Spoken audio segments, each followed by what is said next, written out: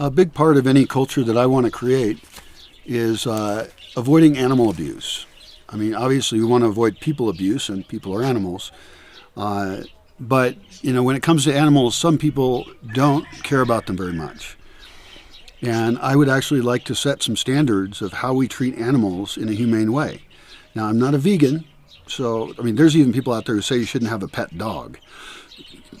And humans and dogs have a long, long history of helping each other survive. So I'm very pro-dog. And I don't think using the word pet when I refer to my dogs is insulting to them. They're kind of like children in a way. You're responsible for them. They're not fully rational in a way that we might accept. They do some bad things, like they could bite children and stuff.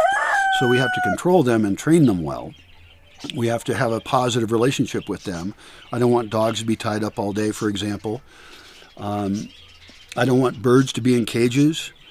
I once had to kick a bird poacher off my land when I first got it because he was used to coming and trapping birds and then selling them. That is illegal and also makes the bird go live in a cage where it can't be happy, usually can't reproduce, although some can reproduce in captivity.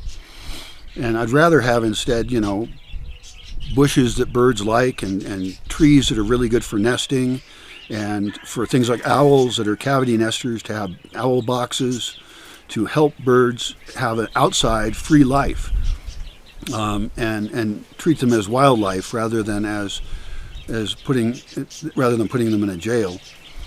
Even fish, like I mentioned that I like koi ponds. Well, I wouldn't want an overpopulated koi pond. I want them to have a bunch of space. And so any animal that we deal with, I want to do it the right way.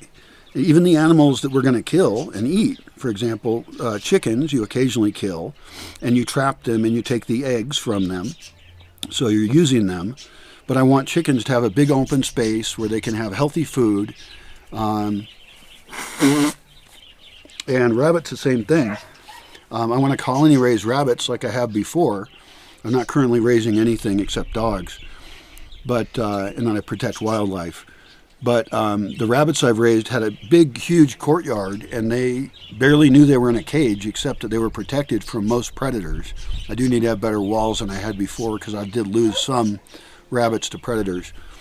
But they would dig their own homes. They would dig their homes under the ground, and I wouldn't even see the babies. A lot of ways people raise rabbits, they have cages and they have pictures of little pink babies, and they make posts like, why did my little baby rabbits die? And it's like, well, let mama take care of the rabbits. Mama knows how to take care of baby rabbits better than we do.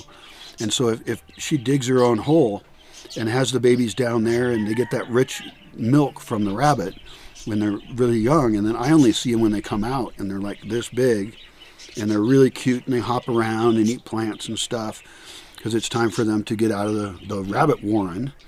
Apparently they dig pretty complex rabbit warrens, and I don't let them dig them near the walls because I don't want them to dig out. And then we do harvest them. We do kill them. And yes, that's murder. Sorry, vegans. Bummer. Meat is a really good source of protein and good for your diet. And if the rabbits live a really pleasant life, and then have a brief period at the very end where we grab them and then we break one's neck, and then we, skin it. We take the fur off, and then we tan the fur and we eat the meat, and then we're actually producing clothing, which is something I would like to do on site rather than using bad agricultural methods or artificial stuff and polyester and all that. I mean, fur is like the best clothing we've had historically in the long term, and we could get rid of whole industries that way. Dyeing clothing is pollution, and right now, we import a lot of clothing from places where we don't care about their ecological standards. We don't care how much we're damaging them through the production of it. So rabbits are super efficient. Rabbits can also eat food that we don't eat. They can eat forest plants that we're just cutting to clear trails, and we dump it in there as long as it's not toxic. And so this general concept of not having animal abuse, I think is a good one. I'm in favor of it. But that doesn't mean we can't use animals. It doesn't mean we can't have them. I just want to make sure that they have the space to lead happy, healthy lives.